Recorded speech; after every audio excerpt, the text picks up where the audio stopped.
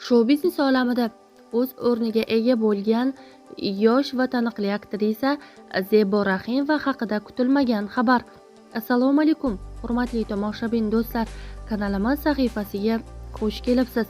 O'zbek hamda jahon shou-biznes olamida sodir bo'layotgan eng tezkor va qaynoq yangiliklarni o'tkazib yubormaslik uchun like hamda podpisatsiya tugmachalarini bosib qoldirishni unutmang.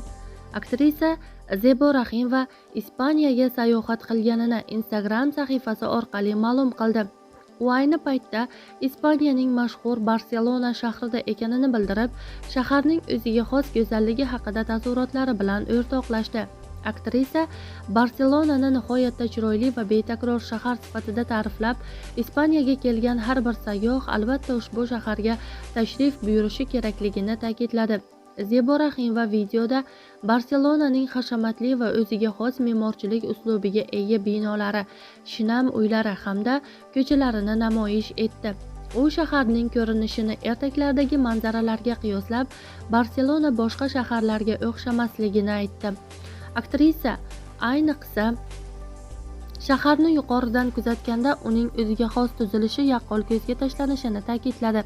Ko'plab binolarning to'rtburchak shaklda tartibli joylashgani Barselonaning o'ziga xos qiyofasini yaratadi. Zebo Rahimovaning sayohat haqidagi videosi kuzatuvchilar e'tiboridan ham chetda qolmadi.